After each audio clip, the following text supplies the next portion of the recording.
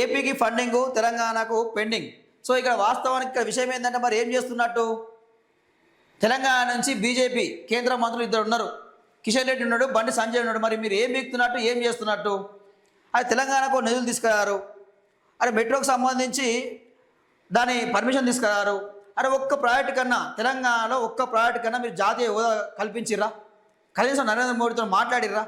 ఏందండి మీరు ఉన్నది ఎందుకు మరి, గెలిపించుకుంది ఎందుకు మరి? మీకు బాధ్యత లేదా? తెలంగాణ అభివృద్ధి చేయడంలో మీకు బాధ్యత లేదా?